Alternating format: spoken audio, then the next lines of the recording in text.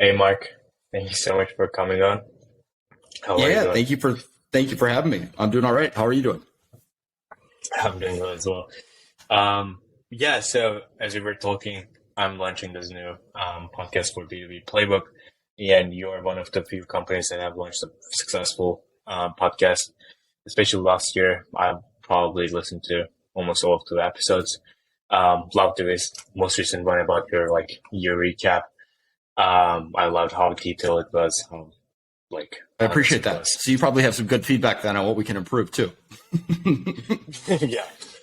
Not so much feedback, but probably it's a feedback for other companies to share more details other than the wins, more failures, and more learnings. So what I like to do is I want to get into specifics of how you decided to launch the podcast first, and then go into details of how you're doing it right now. What's the role of it in your GTM strategy? So yeah, how did you decide to start a podcast? Yeah, so I tend to joke about this a little bit, both on Demand Gen U and when other people ask me about starting a podcast. And a lot of it came from just annoying Jason, like, hey, we really need to do something like this. I think this would be a really good idea. And here's how I made my case to Jason. At the time, it was a 2-person marketing team with some outside agency and freelance help, but we didn't really have a whole lot of content that we were consistently creating. So from seeing, some of the other more established B2B marketing podcasts out there, they used it as the engine for their content marketing efforts. And it wasn't so much just about doing the podcast. It was about using a long form piece of content that you could then cut up into a million different ways to make it look like you had way more content than you actually did at the end of the day, which when we were a 2-person marketing team and now we're a 6-person marketing team, everyone's trying to do that. Like you want to have it appear like you have more content than you actually do. And I thought the podcast was the best way to kind of start that process. Yeah, as far as I understood from this, and I think on the recap podcast, Jason didn't want it first, right? Correct. He actually didn't want it for a while. And he kept saying, is this something that we want to invest in? Can we put enough time towards this? Is this really a good idea? Is it not? And what I would do was I would show him examples of really good podcasts, and not just like the episode itself, but say, hey, Jason, here's the episode that they just recorded on XYZ topic. Here are all of the blogs that they got out of it. Here are all the videos that they got out of it. Here are all the social clips that they got out of it. Wouldn't you want to do something like this? And I think one of the best parts about working for Jason is that once you show him what good looks like, he wants good. So then it was a little bit easier for us to make that investment once he saw what a good podcast looked like. And, you mentioned that episode that we had just recorded. He can't imagine not doing a podcast right now, which is absolutely crazy because a year and change ago, I would have thought that he would have killed the podcast after 7 episodes or whatever the magic number is for when podcasts go to die. Mm-hmm. And when you say investment, how much are you investing in right now in terms of time, resources? So we have a couple different people that we're working with that help with the podcast behind the scenes. So I'll kind of just lay out our whole process. So yeah, I really run points internally on the podcast. I'm coming up with the episode topics. I'm coming up with the episode outlines. And, I'm sourcing any internal guests that we need to have on the podcast. I'll get into why we went with Jason and I intentionally to start. And then outside of, a couple hours a week that I spend coordinating between all of the different freelancers and the agencies that we're working with, it then probably takes me a solid, I would say, hour and a half, if I really want to do it well, to create that the podcast outline. And then we record, it's usually about 40 to 45-minute episodes, plus the 2 freelancers that we work with who help out with the editing of the podcast and then cutting of, or at least finding the right clips that we want to use to repurpose. And then we work with an agency called Content 10X out of the UK, and they help with a lot of the kind of nitty gritty repurposing, if you will, and publishing the podcast across the podcasting platforms, our summary recaps, and then YouTube as well, and the social clips. Mm-hmm. I'm asking this for myself as well. Why did you decide to go with an agency rather than having an in-person line of 1-2 people internally to like repurpose and divide it into clips? Headcount, just resourcing. It's cheaper for us to do this than it is to have that person in-house. Okay. Right now, because we are like also thinking of having them internally or hiring an agency. And also hiring an agency is really hard for those because when you search, I don't know, podcast clip agency or something like that, nothing would show up on Google probably. I've not tried it yet, but well, there's an SEO opportunity for anyone who's listening to this. But yeah, I would say, the ideal world would be to have everything in-house, from a quality perspective. Obviously, we're not living in an ideal world right now.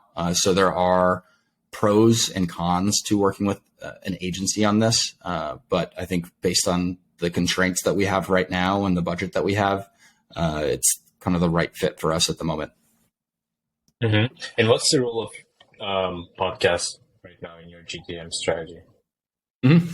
Yeah, so I would say it's really the engine of our content marketing machine right now, and we've got a 6-person marketing team, of which I would say it's basically myself who is the only in-house person working on content right now. So it helps run or at least create campaigns for our demand gen marketer as well. She's taking the best clips that we get from each of the episodes and running paid campaigns around it.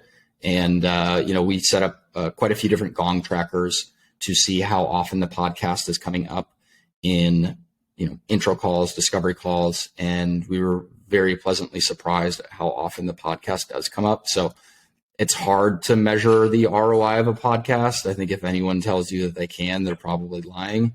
But I think we see enough strong leading indicators and qualitative feedback for us to know that, hey, this is working and we want to keep doing this. Mm-hmm. And so probably comes in your self-report attribution, customers, demos, all that stuff that they have listened to your podcast before. Right. Yep. And it's funnier for our sales team too, because there are times, it still happens, maybe not as much, but when we first started doing the podcast, there would be people who thought that either Jason or I or both of us were going to be on some of these sales calls because they had felt like they gotten to know the two of us. And they're like, well, wait, where are Jason and Mark? And when you're able to warm up your, buyers at the end of the day and kind of create these relationships with people who have never really met or spoken with us before, and they can, you can get your feet in the door with them for your sales team. Why wouldn't you do that? Yeah, I had a similar experience when I was the buyer. I had a call with Gong, with one of their SDRs, and then when he was scheduling a call with an AE, I asked if I can have Sarah as my AE there. And it was it was a fun experience for him probably as well. And right now, there are lots of B2B marketing podcasts. And how do you think, or how did you differentiate your podcast against all the B2B marketing podcasts out there? Mm-hmm. Yeah, so we were very intentional with how we came up with the format for Demand Gen U. We had worked with some outside help. They used to be a podcast agency called Lemon Pie. Now they're just going to market as Hatch, basically a podcast editing service, and they'll do all the work for you. We did some customer research, and one of the big things that we realized was there were so many B2B marketing podcasts out there that did a couple things. One, the first thing was they constantly brought new guests, outside guests on that didn't work for their particular company. And by using an interview style format, you're always positioning the person who is getting interviewed as really the expert at the end of the day. So most podcasts use that format. Second thing is this.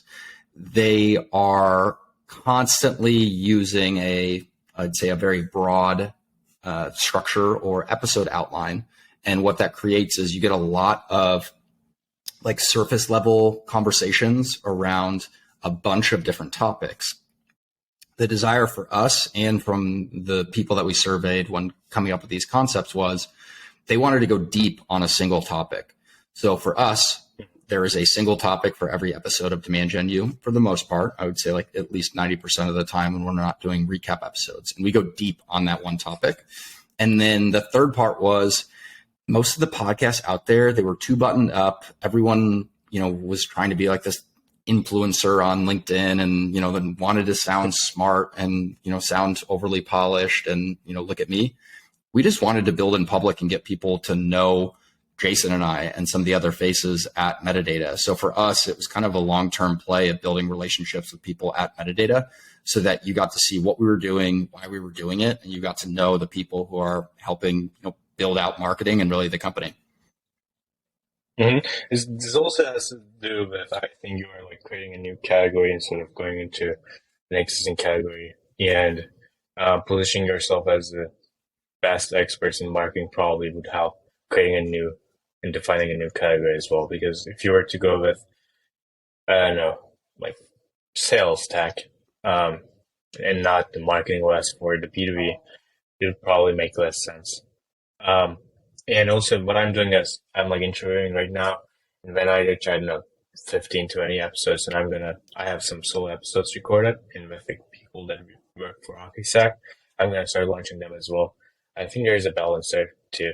You're like doing interviews as well, and you're having guests from Metadata as well, right? Yeah, I think, when we bring other people on at Metadata, we want to just build in public and get you to know other faces because it's not just Jason and I. So we want you to get to know the people who make Metadata and learn something from them and really who they are as people and what makes them tick and have some fun with it too. All the podcasts, at least for the most part that I see that are B2B marketing focused, are way too serious and stuffy, and that's just not who we are as a company and what our brand is. So we wanted to make sure that people got to know and see the real people behind Metadata.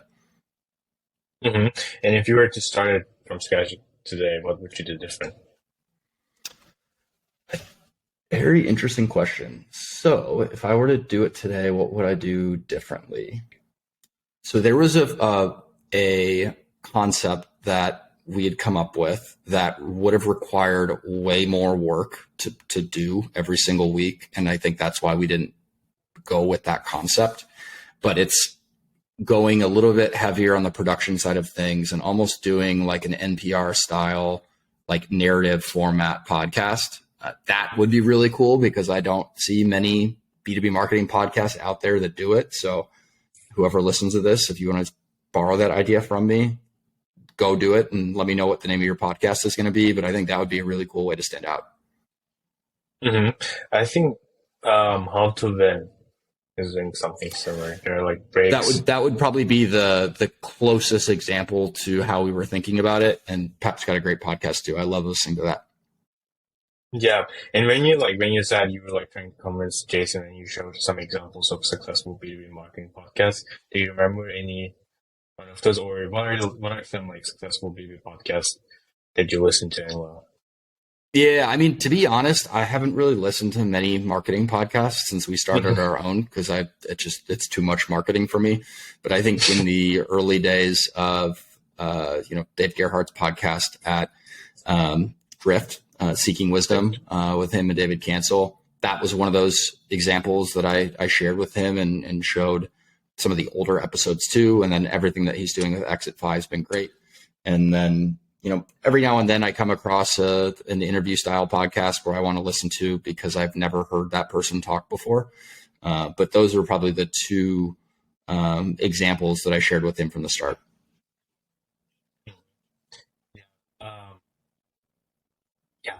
My last question is, what are some plans for the future for podcasts?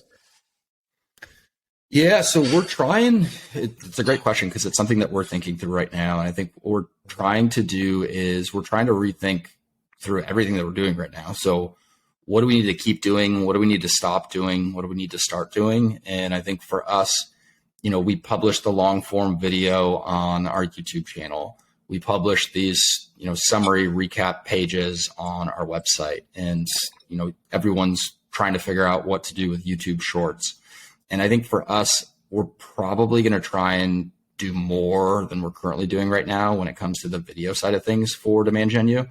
I can't give away too much, but you'll start to see more and just higher quality clips and repurposed videos by way of that. And then, you'll probably see some other things as it relates to the just overall production of the podcast that we've got in the works. I can't share too much, but I've actually got a meeting about it tomorrow, so I am pretty excited. It's going to be, we've really started to hit our stride recently, and I think you'll notice a huge improvement for Demand Gen U episodes over the next 3 to 6 months. Yeah, sounds exciting. So you now have the quantity of videos and all the content. Now you're pushing towards higher quality. Yeah, and I think for us, like, we never really needed to have the highest quality or most overly produced setup right out of the gate.